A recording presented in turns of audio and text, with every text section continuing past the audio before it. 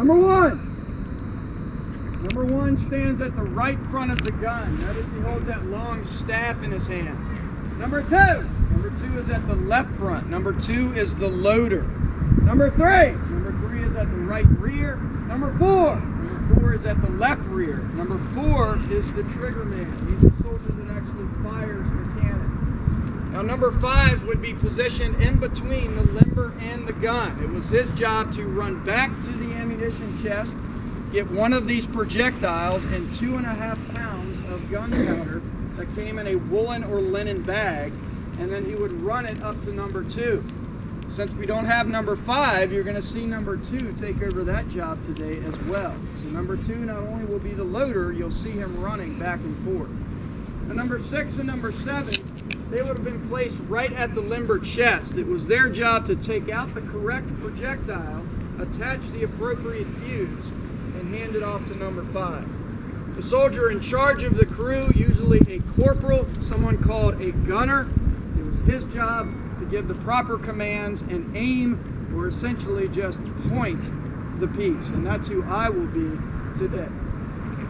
Now again, we're going to start you off with the drill. This is called loading by detail, and I'm going to take all of you through this step by step.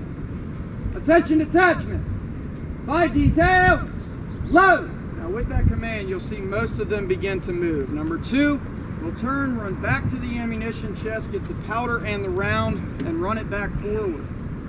Focus now on number one at the right front. He has stepped into the cannon and inserted in the barrel that long staff. Now on the end of that staff is a wet woolen sponge. The first thing that we need to be concerned about here is any fire that may be inside the barrel. If we had just fired this on the battlefield, little bits of that powder bag remain inside it on fire.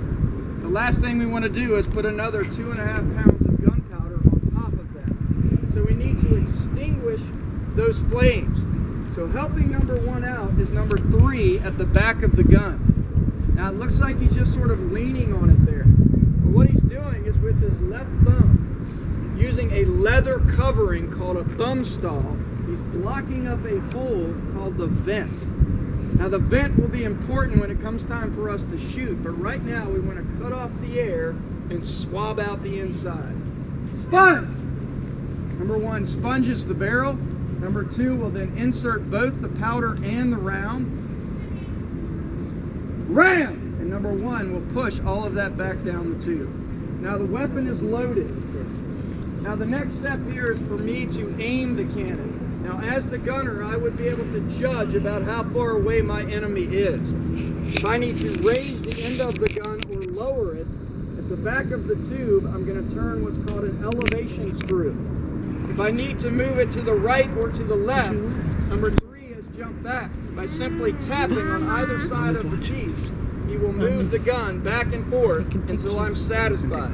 When I like where the gun is pointed, you'll see me raise my arms in the air like this. It's going to get loud.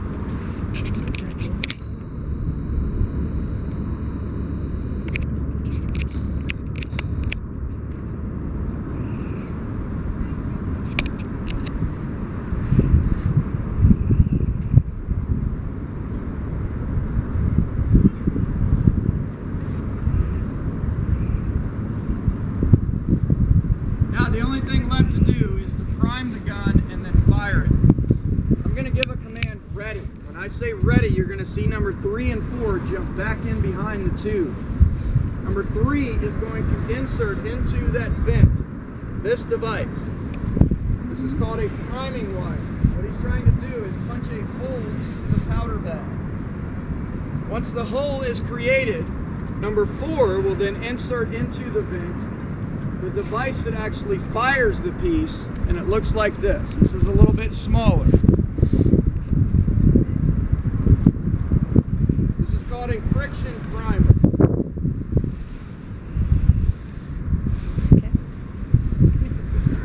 A brass or copper tube that held what was equivalent to a gunpowder paste with a wire crosspiece pointing out the side. And see number 4, attach a long rope to the crosspiece on a lanyard, and he will extend the rope out beyond the wheel. Ready!